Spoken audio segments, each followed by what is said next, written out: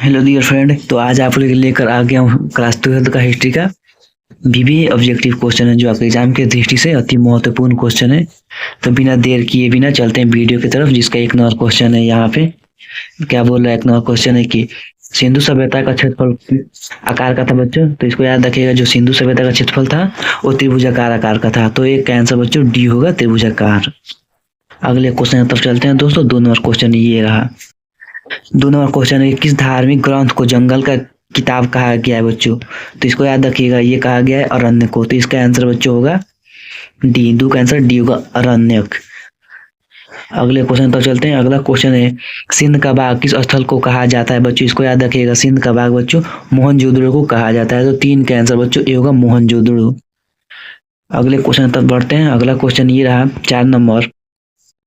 सिंधु सभ्यता के किस स्थल का शाब्दिक अर्थ मृतकों का टीला होता है बच्चों। तो इसको याद रखिएगा, मोहनजोदड़ो का अर्थ मृतकों का टीला होता है। तो 4 का आंसर बच्चों ये होगा, मोहनजोदड़ो। अगले क्वेश्चन तक बढ़ते हैं दोस्तों। 5 नंबर क्वेश्चन है, कालीबंगा का शाब्दिक अर्थ क्या होता है बच्चों। इसको याद रखिएगा, कालीबंगा का शाब्दिक होता है काले रंग के चूड़ियां होता है। तो इसको याद रखिएगा बच्चों, ये होगा 5 का आंसर बी, काले रंग की चूड़ियां आंसर। अगले क्वेश्चन की तरफ बढ़ते हैं दोस्तों। अगला क्वेश्चन है 6 नंबर। किस धार्मिक ग्रंथ में पहली बार दर्शन की जानकारी प्राप्त हुई होती है। उसको याद रखिएगा, धार्मिक ग्रंथ में तो उपनिषद को। तो इसका आंसर बच्चों बी होगा, 6 का आंसर बी। अगले क्वेश्चन तब बढ़ते हैं। अगला क्वेश्चन है 7 नंबर की, किस धातु का ज्ञान सिंधु घाटी के निवासियों को नहीं था बच्चों। इसको याद रखिएगा, जो लोहा था वहां पे सिंधु घाटी के लोगों को ज्ञान नहीं था लोहा के बारे में। तो 7 का आंसर बच्चों सी होगा, लोहा। अगले क्वेश्चन तक बढ़ते हैं। अगला क्वेश्चन है कि पाटलिपुत्र के संस्थापक कौन थे बच्चों। इसको याद रखिएगा, जो पाटलिपुत्र के संस्थापक थे वो थे उदयन साहब। तो इसके आंसर बच्चों सी होगा, 8 का। अगले क्वेश्चन तक बढ़ते हैं। अगला क्वेश्चन है 8 नंबर। अजमेर में किसकी दरगाह है बच्चों। इसको याद रखिएगा, अजमेर में जो दरगाह है वो मोइनुद्दीन चिश्ती की है। तो इसका आंसर बच्चों बी होगा।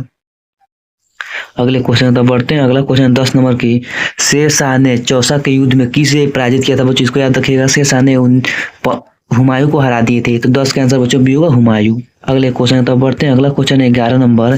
किताबुल हिंद के लेखक कौन थे बच्चों। इसको याद रखिएगा, किताबुल हिंद के लेखक है वो अल बिरूनी साहब थे। तो 11 का आंसर बच्चों ये होगा, अल बिरूनी। अगले क्वेश्चन तब बढ़ते हैं 12 नंबर की तरफ। 12 नंबर है, मौर्य प्रशासन में संहारता कौन था बच्चों। इसको याद रखिए, जो मौर्य प्रशासन था उसमें संहारता क्या कहा जाता था, मुख्य न्यायाधीश को कहा जाता था। इसका आंसर बच्चों बी होगा, राजकीय कर संग्रह अधिकारी को समाहर्ता कहा जाता था। तो 12 का आंसर बच्चों बी होगा। अगले क्वेश्चन तब बढ़ते हैं। अगला क्वेश्चन है कि अकबर का शासनकाल के रूप में कार्यकाल क्या था बच्चों। इसको याद रखिएगा, अकबर का जो शासनकाल था वो 1556 से लेकर 1605 ईस्वी तक था। तो 13 का आंसर बच्चों बी होगा।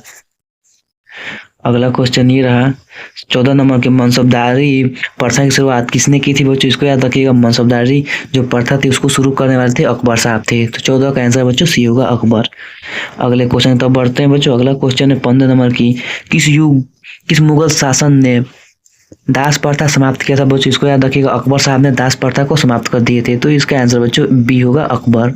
अगले क्वेश्चन तब बढ़ते हैं। अगला क्वेश्चन है 16 नंबर। 1556 में पानीपत की दूसरी लड़ाई में अकबर ने किसको हराया था बच्चों। तो ये हराए थे हेमू को। तो इसका आंसर बच्चों बी होगा, सी होगा, 16 का आंसर सी। अगले क्वेश्चन तब बढ़ते हैं। अगला क्वेश्चन 17 नंबर। कबीर का जन्म कब हुआ था बच्चों। इसको याद रखिएगा, कबीर का जन्म 475 ईस्वी में हुआ था। तो इसका आंसर बच्चों सी होगा। अगले क्वेश्चन तब बढ़ते हैं। अगला क्वेश्चन है, बर्नियर किसके दरबार में भारत आया था बच्चों। इसको याद रखिएगा, जो बर्नियर था वो औरंगजेब के दरबार में आया था। तो इसका आंसर बच्चों ए होगा, 18 का आंसर है औरंगजेब। अगले क्वेश्चन की तरफ बढ़ते हैं। अगला क्वेश्चन है 19 नंबर की, travel in the Mughal empire किसकी यात्रा वृतांत है बच्चों। तो ये याद रखिएगा, ये है बर्नियर की। तो इसका आंसर बच्चों 19 का आंसर सी होगा, बर्नियर। अगले क्वेश्चन तरफ चलते हैं। 20 नंबर क्वेश्चन की, रेहला नामक पुस्तक किसने लिखी थी बच्चों। तो इब्न बतूता ने रेहला नामक पुस्तक लिखी थी।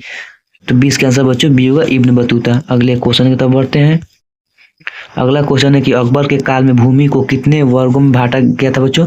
तो इसको याद रखें, ये 3 वर्गों में बांटा गया था। तो इसका आंसर बच्चों ए होगा, 21 का आंसर ए, 3 वर्गों में। अगला क्वेश्चन है 22 नंबर की, विक्टोरिया टर्मिनस किस स्थापत्य शैली का उदाहरण है बच्चों। इसको याद रखिएगा, यह है जो नवगौथिक का उदाहरण है। तो इसका आंसर बच्चों सी होगा। अगले क्वेश्चन तब बढ़ते हैं। अगला क्वेश्चन है, सविनय अवज्ञा आंदोलन कब शुरू हुआ था बच्चों। तो इसको याद रखिए, सविनय अवज्ञा आंदोलन 1920 ईस्वी में शुरू हुआ था। 23 का आंसर बच्चों ये होगा, 1920। अगले क्वेश्चन तब बढ़ते हैं। अगला क्वेश्चन है कि महावीर का जन्म कहाँ हुआ था बच्चों? तो इसको याद रखिए, महावीर का जन्म वैशाली कुंडलवन ग्राम वैशाली में हुआ था। तो 24 का आंसर सी होगा, कुंडल ग्राम। अगले क्वेश्चन की तरफ बढ़ते हैं। अगला क्वेश्चन है कि अकबर का मकबरा कहाँ स्थित है बच्चों? तो इसको याद रखिए, जो अकबर का मकबरा है वो सिकंदराबाद में स्थित है। तो इसका आंसर बच्चों डी होगा। अगले क्वेश्चन तब बढ़ते हैं दोस्तों। अगला क्वेश्चन है कि अकबर का जन्म कहाँ हुआ था बच्चों? तो इसको याद रखिएगा, अकबर का जन्म हुआ था वो काबुल में हुआ था। तो 26 का आंसर ए होगा, काबुल। अगले क्वेश्चन तब बढ़ते हैं बच्चों। अगला क्वेश्चन है कि किस मुगल शासक ने सती प्रथा पर प्रतिबंध लगाया था बच्चों? तो सती प्रथा पर प्रतिबंध लगाने वाला था जहांगीर। तो सॉरी बच्चों, सती प्रथा पर अंत लगाने वाला था अकबर साहब। तो 27 का आंसर ए होगा, अकबर। अगले क्वेश्चन तब बढ़ते हैं। अगला क्वेश्चन है कि किस मुगल बादशाह ने झरोखा दर्शन की प्रथा की शुरुआत की थी? तो इसको याद रखिए, अकबर ने किए थे। 28 का आंसर बच्चों ए होगा, अकबर साहब। अगले क्वेश्चन तब बढ़ते हैं। अगला क्वेश्चन है कि किस मुगल बादशाह ने संगीत पर प्रतिबंध लगाया था बच्चों? तो ये अकबर ने संगीत पर प्रतिबंध लगा दिए थे। तो 29 का आंसर बच्चों ए होगा। अगले क्वेश्चन तब बढ़ते हैं। अगला क्वेश्चन है कि चौबी का हौज किस राज्य में अवस्थित है बच्चों? तो इसको याद रखिएगा, यह है कर्नाटक में। तो इसका आंसर बच्चों डी होगा, 30 का आंसर डी। अगले क्वेश्चन तब बढ़ते हैं। अगला क्वेश्चन है 31 नंबर, कर्माधिकारस्त माँ फलेदु कदाचन श्री भगवद गीता किस अध्याय में वर्णित है बच्चों? तो इसको याद रखें, ये तृतीय में। तो इसका आंसर बच्चों सी होगा, जो 31 का आंसर सी। अगला क्वेश्चन है किसके काल में स्थापत्य कला स्वर्ण युग था बच्चों? इसको याद रखिएगा, जो स्थापत्य कला था वो स्वर्ण युग था। इसको याद रखिएगा, वो था अकबर के काल में। तो इसका आंसर बच्चों ए होगा। अगले क्वेश्चन तब बढ़ते हैं। अगला क्वेश्चन है कि 2.5 दिन का झोपड़ा क्या था बच्चों? इसको याद रखिएगा, 2.5 दिन का एक झोपड़ा था, वो था एक मकबरा था। तो इसका आंसर बच्चों डी होगा, 33 का। अगले क्वेश्चन तब बढ़ते हैं। अगला क्वेश्चन है 34 नंबर की, कौन सा मुगल शासक एक कवि भी था? तो इसको याद रखिएगा, जो मुगल शासक था वो एक कवि भी था। तो इसको याद रखें, बाबर था, वो खुद एक कवि था। 34 का आंसर ए होगा। अगले क्वेश्चन तब बढ़ते हैं। अगला क्वेश्चन है कि बीरबल का वास्तविक नाम क्या था बच्चों? बीरबल का जो वास्तविक नाम था वो था महेश दास। तो इसका आंसर बच्चों डी होगा, महेश दास। अगले क्वेश्चन तब बढ़ते हैं। अगला क्वेश्चन है कि भारत में मुगल वंश का संस्थापक कौन था बच्चों? तो इसको याद रखिए, भारत में मुगल वंश का संस्थापक था वो तो अकबर था। तो इसका आंसर बच्चों सी होगा।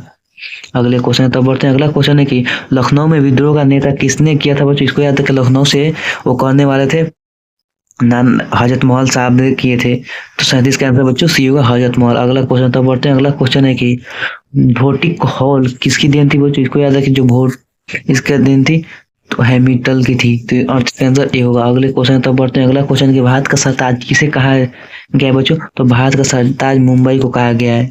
तो 39 का आंसर बच्चों ए होगा, मुंबई। अगले क्वेश्चन तब बढ़ते हैं। अगला क्वेश्चन है रामानंद के गुरु कौन थे बच्चों? तो इसको याद रखिए, रामानंद के गुरु थे वो कबीर दास है। तो इसका आंसर बच्चों सी होगा। अगले क्वेश्चन तब बढ़ते हैं। अगला क्वेश्चन है भगवद गीता का उपदेश कहाँ दिया गया था बच्चों? इसको याद रखिएगा, भगवद गीता का उपदेश कुरुक्षेत्र के मैदान में दिया गया था। तो इसका आंसर बच्चों ए होगा। अगले क्वेश्चन तब बढ़ते हैं। अगला क्वेश्चन है 42 नंबर के, महावीर ने पार्श्वनाथ के सिद्धांत में एक नया सिद्धांत क्या जोड़ा था?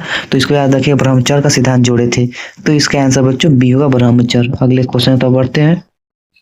आर्यों की सभ्यता किस नाम से जानी जाती है बच्चों? इसको याद रखिएगा, वैदिक के नाम से जानी जाती है। तो 43 का आंसर सी होगा। अगले क्वेश्चन तो बढ़ते हैं। अगला क्वेश्चन है 44 नंबर की, आर्यों का सबसे प्रमुख पशु कौन था बच्चों? इसको याद रखिएगा, वो था बैल। तो इसका आंसर बच्चों बी होगा।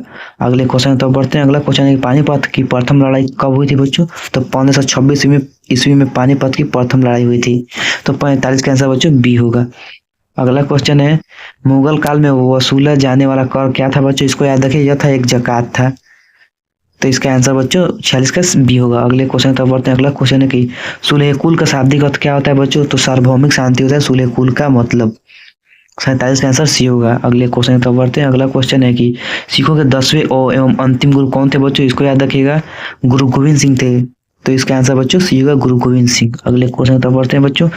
पद्मिनी किस राज्य की राजधानी थी बच्चों? तो इसको याद रखिए, मेवाड़ की थी। तो इसका आंसर बच्चों सी होगा, 53 का। अगले क्वेश्चन तब बढ़ते हैं। अगला क्वेश्चन है कि चित्तौड़ ने विजय स्तंभ का निर्माण किसने करवाया था बच्चों? जो चित्तौड़ का विजय स्तंभ था वो किसने करवाया था? तो रामा कुंभा कराए थे। तो 54 का आंसर बच्चों ए होगा। अगले क्वेश्चन तब बढ़ते हैं बच्चों। अगला क्वेश्चन है कि अलाई दरवाजा का निर्माण किसने करवाया था बच्चों? तो इसको याद रखें, इल्तुतमिश ने करवाए थे।